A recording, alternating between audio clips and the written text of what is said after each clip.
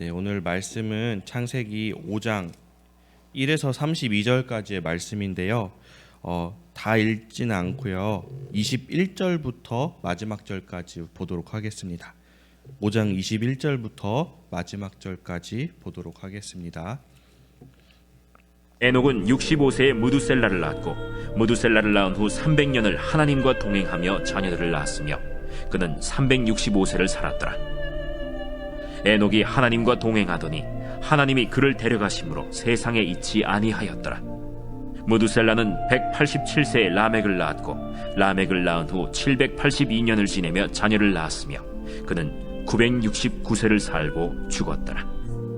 라멕은 182세에 아들을 낳고 이름을 노아라 하여 이르되 여호와께서 땅을 저주하심으로 수고롭게 일하는 우리를 이 아들이 안위하리라. 라멕은 노아를 낳은 후 595년을 지내며 자녀들을 낳았으며 그는 777세를 살고 죽었더라. 노아는 500세 된 후에 셈과 함과 야벳을 낳았더라. 아멘. 네. 탈무드에 보면 이런 말씀이 있다고 합니다. 오래 사는 것보다 더 중요한 것은 잘 사는 것, 행복하게 사는 것이고, 잘 살고 행복하게 사는 것보다 중요한 것은 우리의 인생 후에 남길 것, 남겨지는 것이 있는 인생을 사는 것이다라는 말이 있습니다. 온통 요즘 주된 관심사를 보면 행복입니다. 어떻게 행복하게 살까? 많은 사람들이 노력하고 고민합니다. 행복한 삶에 관심을 가지고 살아가는 요즘, 이 탈무드의 잠언은 정말 가치 있는 삶이 무엇인지 우리에게 한 번 더 생각을 하고 고민하게 하는 말인 것 같습니다. 내가 행복하고 재미있게 산다 해도 내가 남긴 것으로 인해 후손들이 고통받는다면 그 삶이 가치 있는 삶이었는가? 그 삶이 가치 있었다고 말할 수 있는가? 한번 우리는 생각을 해봐야 됩니다. 정말 가치 있는 삶은 우리가 후대에 어떤 것을 남겼는가? 아름다운 것인가? 자손들이 그것을 통해 행복하게 살 수 있는 것인가? 대대로 이어져 오는 것인가? 그게 정말 가치 있는 것이 아닐까라는 생각을 해봅니다. 지난 4장을 보면 가인의 족보가 나옵니다. 그리고 오늘은 아담의 족보를 쭉 이야기하고 있습니다. 이 족보 가운데 우리가 뭘 알 수 있나? 그냥 족보이지 않을까라는 생각을 할 수도 있지만 이 족보를 통해 우리는 이들의 자손들이 이들의 그 계보를 통해 이들의 그 신앙생활이 이들이 하나님과 함께했던 그 이야기들이 우리 이 계보를 보는 우리들을 통해 깨닫고 알 수 있게 합니다. 4절과 5절을 오늘 비교하면서 함께 알아보려고 합니다. 먼저 비교를 하자면 그 시작이 틀리게 시작합니다. 가인의 족보는 우리가 저번에 4장을 통해 봤듯이 여호와 앞을 떠나서라는 말로 시작이 됩니다. 가인이 여호와 앞을 떠나 이제는 에녹 성을 쌓고 거기에서 이제 자신들의 힘으로 사람들의 힘으로 살아가기 시작합니다. 거기서 문화를 만들고 문명이 발달하고 자신의 죄악을 짓는 것이 수치스럽고 부끄러운 것이 아니라 이제 당당하게 나의 죄를 통해 나에게 원수를 갚는 자는 하나님이 벌해 주시겠다. 자신이 직접 이야기하면서 나아가는 그 자손의 이야기를 우리 그때 함께 나누었습니다. 오늘 아담의 족보는 가인의 족보와는 반대로 하나님이 그 형상대로 지으셨던 자손을 먼저 얘기를 하고 있습니다. 하나님의 모양대로 지으시고 쭉 이어서 아담의 아들도 그 자기의 모양, 자기의 형상과 같은 아들을 낳았다고 합니다. 즉 셋이 하나님의 형상 그대로 나왔고 또 셋의 아들, 셋의 그 손자까지도 계속 대를 이어서 하나님의 형상, 하나님의 모양대로 태어나고 살아가고 그렇게 지냈다는 것을 우리가 유추해 볼 수 있습니다. 그리고 더 자세히 알 수 있는 것은 오늘 우리가 처음 읽은 그 에녹이라는 인물을 통해 알 수 있습니다. 에녹은 우리가 잘 알고 있습니다. 죽지 않고 하늘로 불림받아 올라간 인물입니다. 이 에녹을 보면은 하나님과 동행하더니라고 오늘 24절에 나오고 있는데요. 다른 말씀에서도 많이 나옵니다. 믿음장 히브리서 11장을 보면요. 그는 옮겨지기 전에 하나님을 기쁘시게 하는 자라 하는 증거를 받았다 나오고 얘기하고 있습니다. 하나님을 기쁘시게 하는 자였다고 합니다. 이렇게 그 계보를 보면 죄악이 이어지는 가인의 계보, 하나님이 이어지는 아담의 계보를 볼 수 있습니다. 오늘 아까 서두에 얘기한 것처럼 우리가 무엇을 남길 것인가 라는 것 되게 중요하다고 했습니다. 하나님을 떠나 자신의 힘으로 살아가려고 했던 그 가인의 계보는 죄악으로 시작돼서 죄악으로 이어지는 계보. 그래서 6장에 보면은 그들을 세상의 가인의 딸들을 세상의 딸들이라고 하고 이 아담의 자손들은 하나님의 사람들이라고 일컬을 정도로 그렇게 이야기하고 있습니다. 명절이 다가오고 있습니다. 자손들과 많은 친지들이 모여서 함께 모여 교제하고 나눌 때 하나님을 전하고 하나님과 예배하고 하나님으로 인해 하나 되는 그런 우리 모든 가정이 되기를 원합니다. 두 번째로는 가인의 족보에는 나이가 나와 있지 않지만 아담의 족보에는 나이가 나와 있습니다.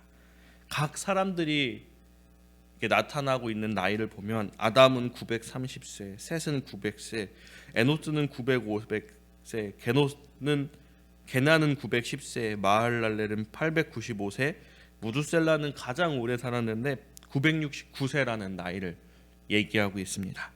이들은 엄청나게 장수하고 있다는 것을 느낄 수 있습니다. 그리고 이들의 장수가 엄청난 축복이었음을 볼 수 있습니다. 6장에 가서는 그들이 죄악으로 인해 하나님을 떠남으로 인해 그 연수가 이제 100에서 조금 넘는 연으로 바뀌었다고 이야기를 하고 있는데 하나님은 그들에게 은혜를 주셔서 그들이 장수하도록 하셨습니다.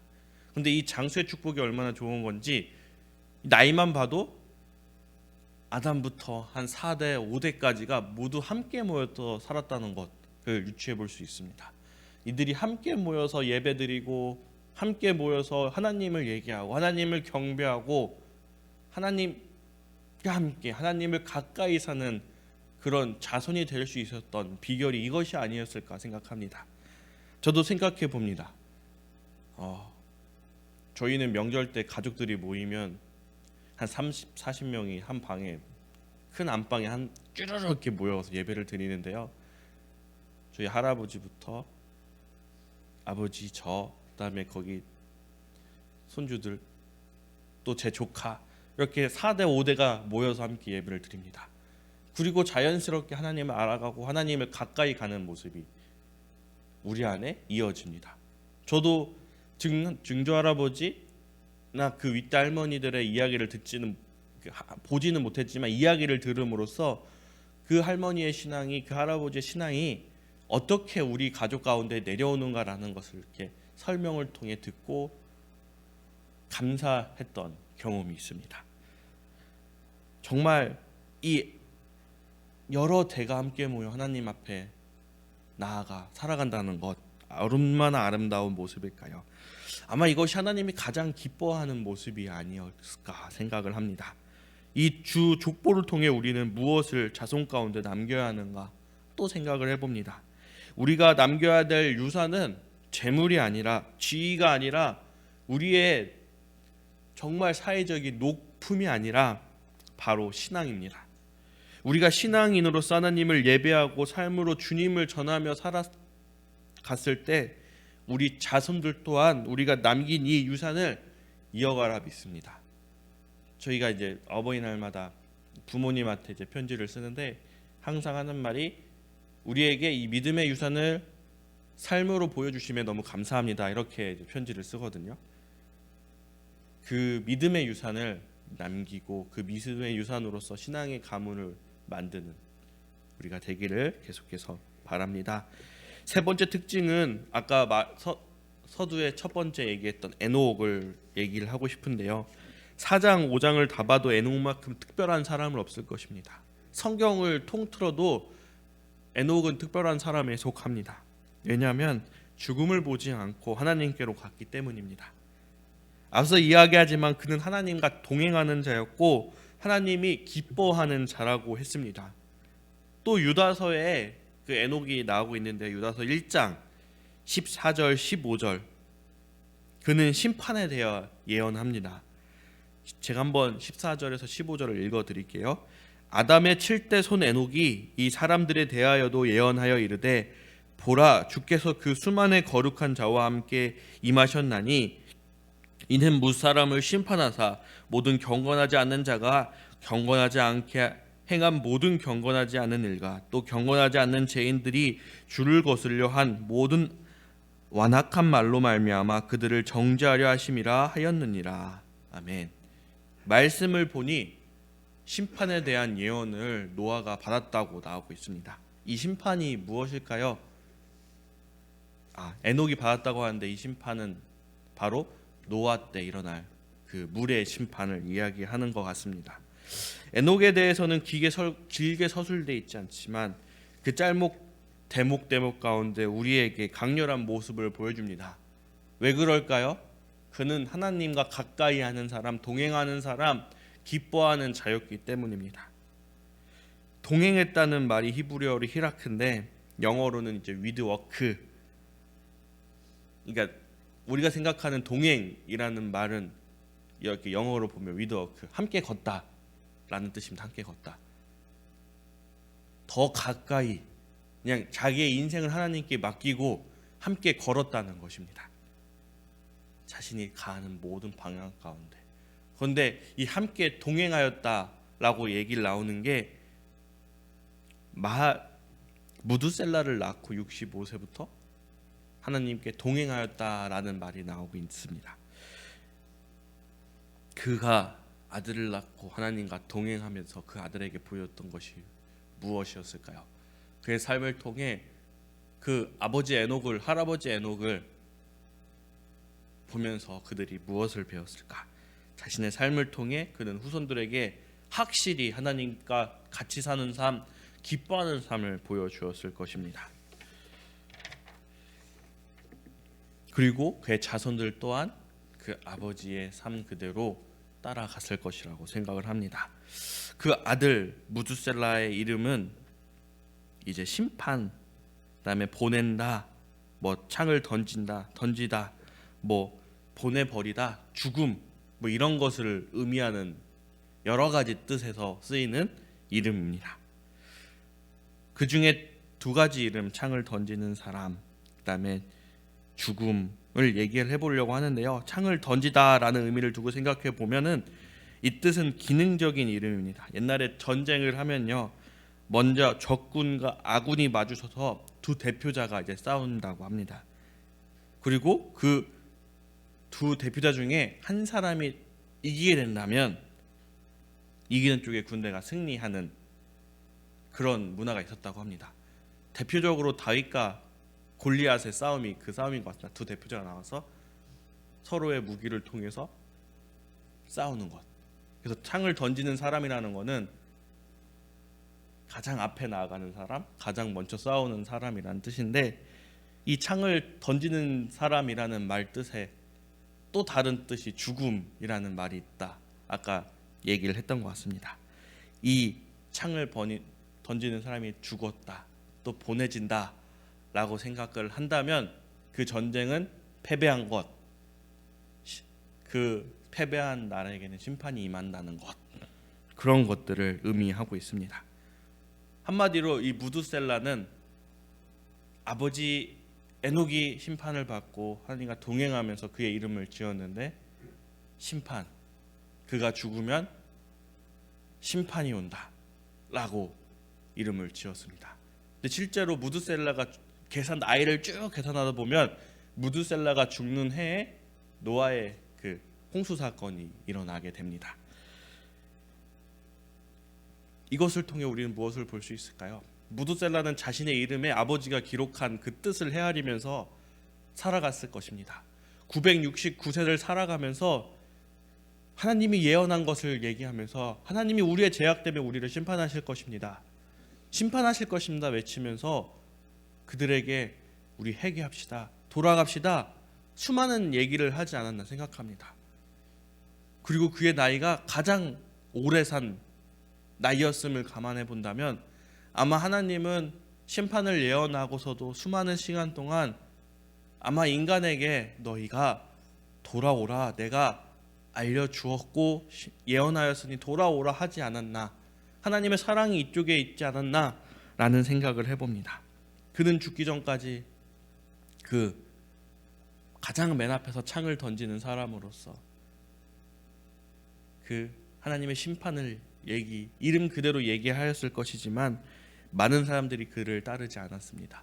그리고 더 죄악 가운데 노아였고 결국에는 우리가 알고 있듯이 노아의 홍수의 물의 심판으로 많은 사람이 죽고 세상이 바뀌는 일이 오게 됩니다. 그 무두셀라의 예언적 삶이 우리의 삶이 되기를 원합니다. 우리가 우리 자손들의 가장 앞에서 하나님께 돌아가자, 하나님을 만나자, 하나님을 가까이 하자 외치며 삶으로 보여줄 때 우리의 자손들이 하나님과 가까이 하며 하나님과 동행할 수 있을 거라 생각합니다. 그리고 그 안에 있는 숨겨진 하나님의 그 사랑, 은혜를 깨달으며 정말 하나님 없이 살아가는 우리 모든 자손들이 될 것이라 생각합니다. 오늘도 우리와 함께 하신 하나님, 우리는 하나님을 떠났지만 그럼에도 우리를 사랑하시는, 다시 되돌아올 수 있는, 깨달을 수 있는, 뉘우칠 수 있는 기회를 주시는 그 하나님께 감사하며 살아가는 하루의 삶이 되기를 원합니다. 우리 성도가 한 사람이라도 더 구원의 메시지를 전한다는 것은 우리가 살아가는 이유이실 것입니다. 구원받은 성도가 사는 의미, 무두셀라처럼 세상의 심판을 전하고 그 심판 가운데서 면하는 방법을 알려주는 것, 바로 복음의 메시지를 전하는 것입니다. 더 특별히 전해야 될 것은 바로 우리의 가족, 자손들이라 생각을 합니다. 그래서 더욱 우리의 삶은 처절하고 우리의 삶은 힘든 삶이 될 것입니다. 그러나 그 모든 삶 가운데 하나님이 우리에게 위로와 힘과 능력을 더하여 주시어 그 처절한 삶의 모습들이, 힘든 삶의 모습들이 힘든 것이 아니라 괴롭고 슬픈 것이 아니라 기쁨과 한의의 삶으로 변하게 하여 주십니다. 여러분, 에녹과 함께 하신 그 하나님이, 에녹에게 기쁜 자라 동행하신 하나님이 우리에게도 함께 하실 줄 믿습니다. 우리도 그런 자가 되기 원합니다. 기쁘게 하나님 믿고 기쁘게 하나님 전하고 기쁘게 하나님 믿는 우리와 우리 자손들 되기를 원합니다. 기도하겠습니다. 하나님 아버지, 감사합니다. 오늘 말씀을 통해 우리의 신앙에 대해 다시 한번 생각해 보며 우리 신앙이 제대로 전수되고 있는지 한번 돌아봅니다. 하나님, 우리와 함께하여 주시어서 우리의 삶이 주님 전하기에 정말 올바른 삶이 되게 하여 주시고 우리의 삶이 다른 사람 보기에 주님을 볼 수 있는 삶이 되게 도와주시며 우리 자손들이 우리의 삶을 통해 주님을 알아가고 함께 예비하며 기뻐할 수 있는 삶이 되게 도와주시옵소서. 주님, 특별히 우리 자손들에게 은혜를 더하여 주시사 주님의 은혜 가운데서 주님의 사랑을 알라 느끼고 느낌으로써 정말 이 세상을 살아가는 하나님 자녀 되게 하여 주시고 그 신앙이, 그 믿음이 대대손손 끊어지지 않고 이어가게 도와주시옵소서. 감사합니다. 예수 그리스도의 이름으로 기도하였습니다. 아멘.